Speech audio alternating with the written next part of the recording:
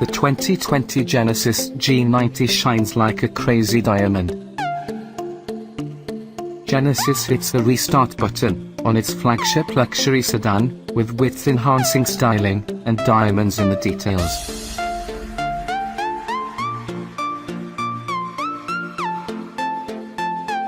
Hyundai, especially its upscale Genesis brand, appears to be less patient than before when it comes to establishing itself in the luxury sedan space, or perhaps it sees the writing on the wall in the shrinking segment, and wants to make its mark while it's still relevant.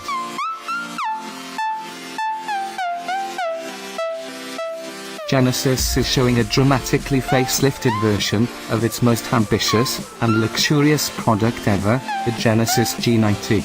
The new 2020 model comes barely 26 months after today's rather forgettably styled G90 replaced the even more forgettably styled Hyundai Equus in the fall of 2016. Regardless, this time one thing is clear: Genesis hopes the G90 will not be ignored.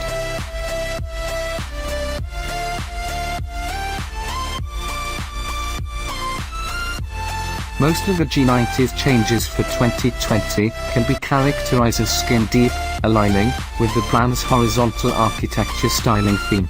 The most noticeable among them is the broad, five-sided grille flanked by headlamps, with horizontal light bars striking through them and continuing almost all the way to the front wheel arch.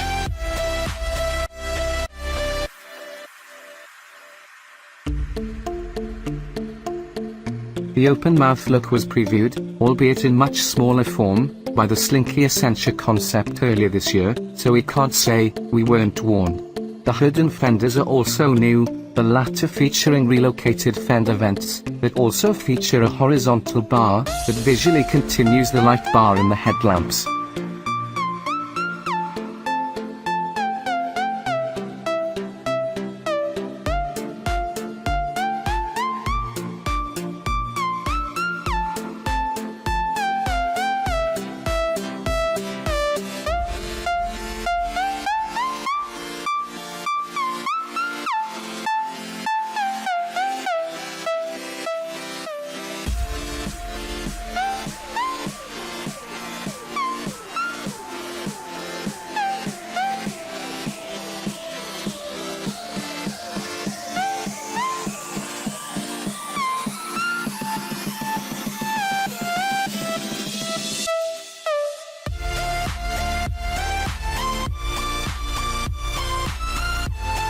The automotive industry is cutthroat, and it's especially bloodthirsty for competitors in the full-size luxury car segment, where vehicles such as the new 2019 Audi A8 compete.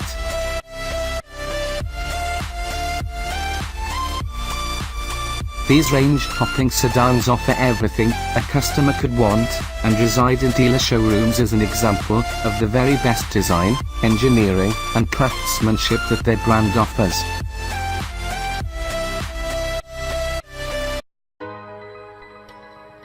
The latest A8, though, isn't quite the steerable superlative it once was.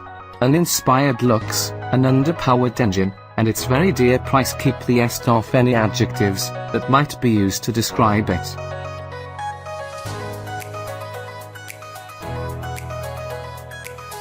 The 2019 Audi A8 begins with a base price of $83,800.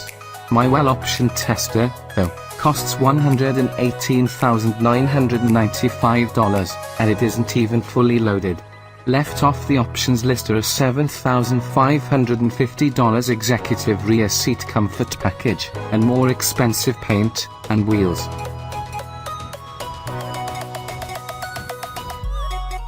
While a good many features come standard, things such as Audi's excellent virtual cockpit and MMI navigation/infotainment system, safety systems such as low-speed automatic emergency braking, and leather throughout the interior and on seats, a good many more are optional and quite expensive.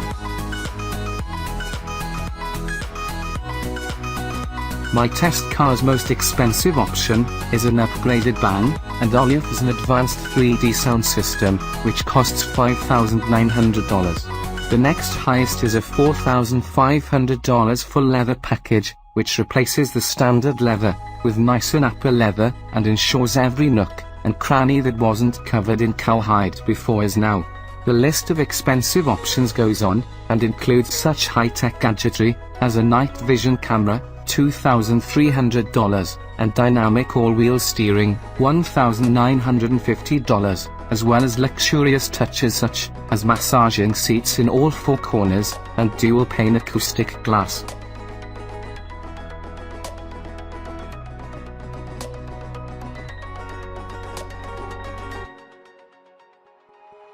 Kia's new luxury cruiser is better in every way, but still doesn't stir excitement.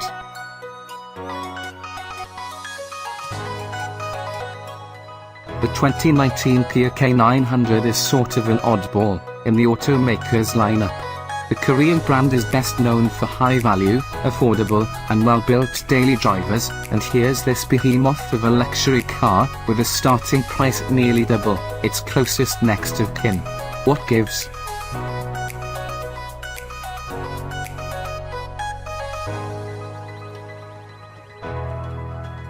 If you look a little deeper, though, then you will recognize that the K900 is actually a perfect expression of Kia's ethos. Only here it's applied to an unexpected vehicle segment, luxury cars. At this end of the spectrum the prices are higher, but Kia's reputation for offering more car for less money still applies.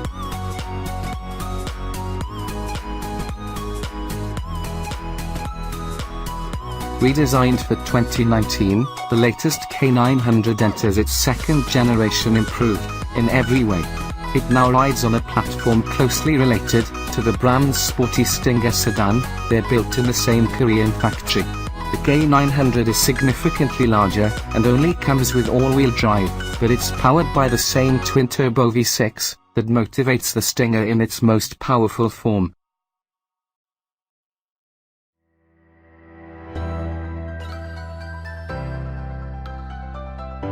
That sounds like a recipe for success, and the K900 has vastly increased its palatability over its predecessor. That said, it carries over some flaws, and isn't quite the Stinger-inspired luxury car you might expect.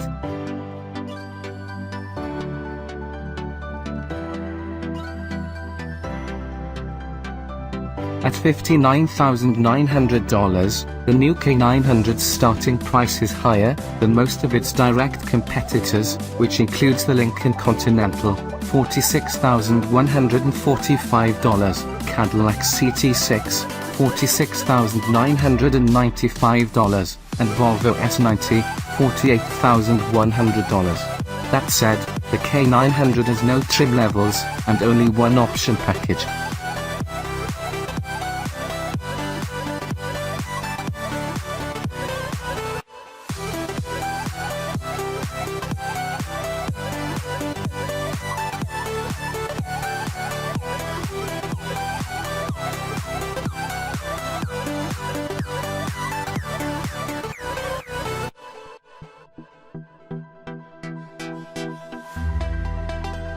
Without a doubt the benchmark big luxury saloon, the one Audi, BMW, Lexus, Cadillac and even Jaguar, and Maserati must define themselves by, and be measured against.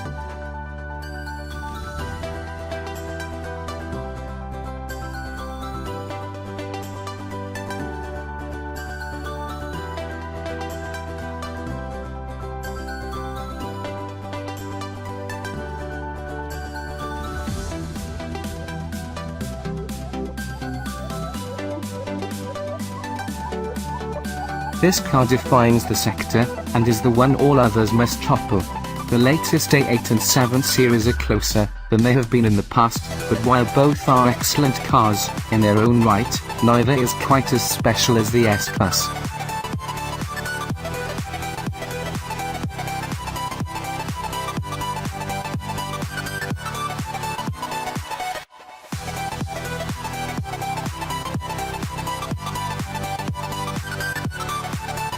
With 2017's facelift arrives many new things.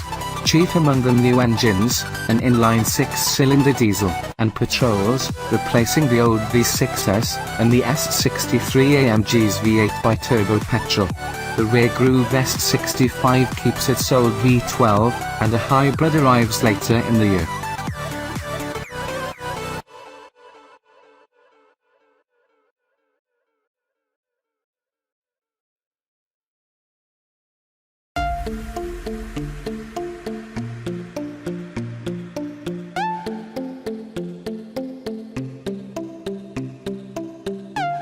There's an array of semi-autonomous driving technology, like active speed limit assist, active lane change assist, and remote parking assist, all carryovers from the E-Class.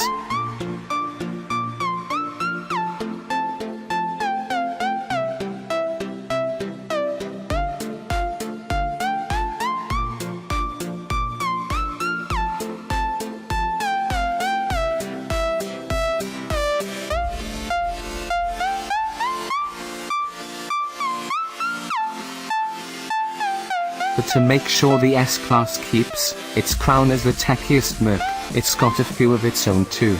The main one is a kind of active cruise control that, as well as sensing and maintaining gaps to other cars, knows to slow you for roundabouts, corners and tolls using GPS. Sounds clever in principle, but does it work?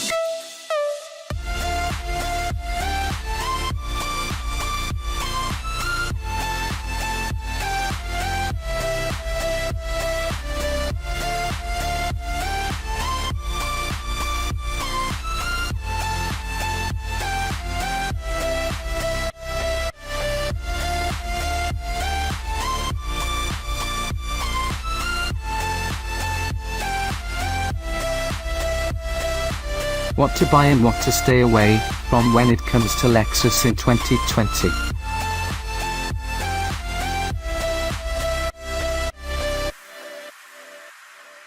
Toyota's luxury division is one of the most important Japanese automakers in its own right, with well over 600,000 vehicles sold per year on a global scale. Almost half of that figure falls off on the US markets, which has traditionally been Lexus's bastion, while the entire American region engulfs around 53% of company's sales, 2017 data.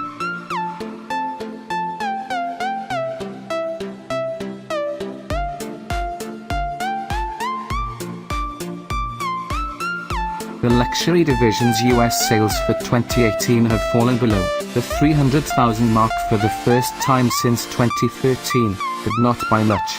Compared to 2017, when they had marketed 305,229 units, Lexus's 2018 figures came to a stop at 298,302 vehicles, which is a meager 2.3% loss.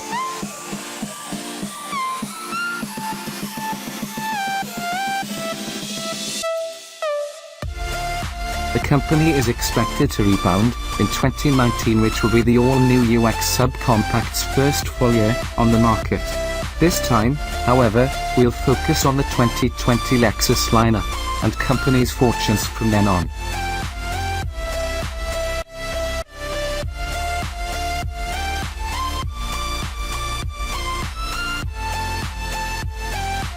The Japanese luxury brand is expected to focus on performance in 2020, with a new track edition of their luxury RC coupe already wrapped up.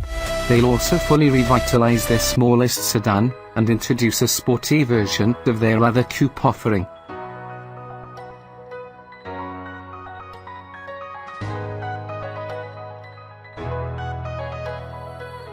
However, most Lexus buyers will again opt for one of the now 3 available crossovers, not counting the boxy GX and LX, which draw an insignificant amount of interest compared to the smaller UX, NX, and the company's sales champion RX, which accounted for over 1/3 of Lexus's US sales, with 111,636 units during 2018.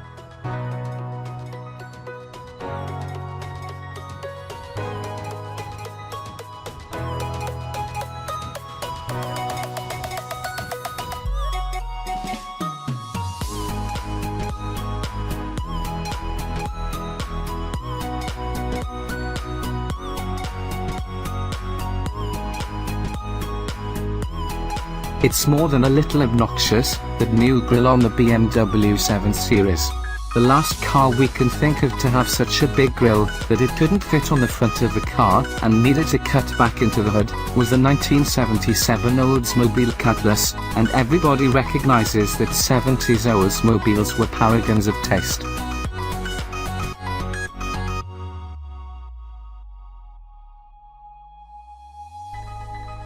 Then again, a larger grille naturally can ingest more air. Think of the difference between sipping a soft drink through a straw and pouring beer down your gullet from an Oktoberfest stein.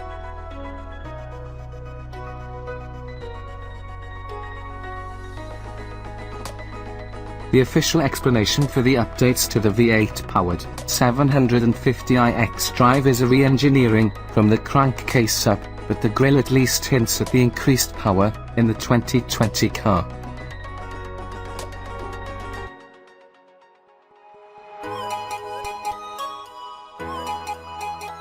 It's not the 40% step up that the scale of that grille represents, but at 523 horsepower and 553 pounds-to-foot of torque, the new 8 outpunches its predecessor by 80 horses and 74 pounds-to-foot.